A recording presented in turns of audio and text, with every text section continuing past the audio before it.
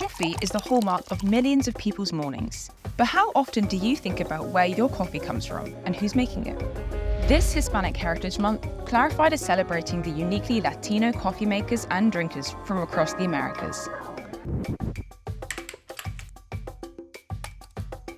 Latin America represents one of the largest coffee-growing regions in the world.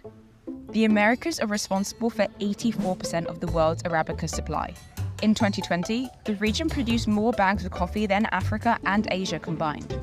Coffee isn't native to Latin America, despite the continent's prolific production. Its journey to the Americas is actually relatively recent.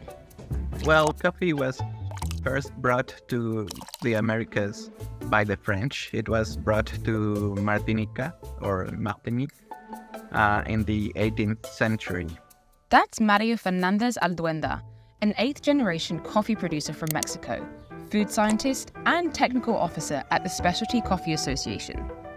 The coffee had been given to the Queen of France by the government of the Netherlands. And so the coffee tree got established in the Caribbean, and the Caribbean basin was soon adopted. Coffee from Martinique, it was taken to Cuba. From Cuba, it was taken to mainland Latin America, like Mexico and Guatemala. Also from the Caribbean, it was taken to the Guyanas, and from the Guyanas, it was taken to Brazil. From then on out, coffee production became one of the most important trades of the Americas. Many countries across the region became dependent on the crop to hold up their economies. The ways in which coffee production affected local people and economies was different from place to place. In some places, coffee lords rose. Others used coffee as a seasonal income booster. The wealth of Brazil during the late 19th century and the early 20th century was built on coffee, and the plantations used to be huge. And the owners of those plantations were known as the coffee lords. And actually, coffee fueled the development of Brazil. Imagine indigenous groups in Mexico and Guatemala who adopted coffee as a cash crop to get some extra money when maybe once a year during the harvest season. And it's now critical part of First Nations culture across Latin America, because it allows them certain economic independence or further economic independence. So coffee is a big part of Latin American economies. But what about culture? Well, in the United States, Latinos drink coffee more frequently than non-Latinos and African Americans. According to a 2023 report by the National Coffee Association, when asked whether they drank a specialty coffee in the past week, 63% of Latinos answered yes, compared to 54% of Caucasians and 43% of African Americans. Latinos in America not only consume more coffee than other groups, but they also prefer stronger espresso-based drinks and are the largest consumers of gourmet coffee. But interestingly, the same doesn't always hold true outside of the US. But in Latin American countries, we actually don't drink too much coffee, with the exception of Brazil.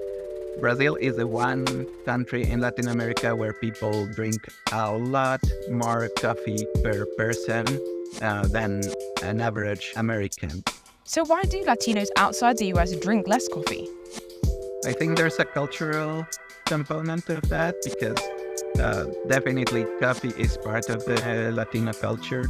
And I think since Latino families find more wealth in the US than they would in their home countries, that actually allows them to buy more coffee than they would normally do in their home countries.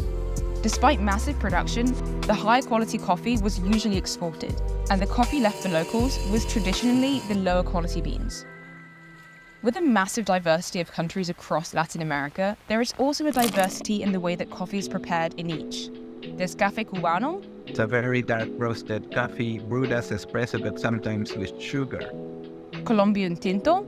It's also brewed coffee. It's filtered brewed coffee, and they will offer you Tinto in almost everywhere in small, like demi-tasse cups. Mexican Café de Olla. In Mexico, it's traditional to add sugar loaf, which we call piloncillo, and cinnamon to the Café de Olla. Brazilian Cafezinho. they are espresso drinkers, so they prefer to go to a cafe and get an espresso. Each type of coffee requires a different roast, different coarseness, and different levels of sugar, milk, or other extras. In the US, the specialty coffee industry started with a lot of inspiration in Italy, right? And now it's getting much more diverse, and now you see specialty coffee shops which are high quality but are inspired by other traditions. Mr. Alduenda also sees a bright future for coffee drinkers across Latin America. The way how the Latin American coffee landscape used to be just 20 years ago, well, it's changed dramatically. Now we see different actors and different coffee varieties, different coffee processing methods, a lot more education among the coffee professionals too, a lot more connectedness amongst themselves and to their markets in consuming countries. An everyday commodity that everyone drinks. There's tons of different flavors. But I think giving it our twist of that Mexican heritage thrown into it. I saw a need in the coffee market to kind of open up a Latino-inspired craft coffee concept.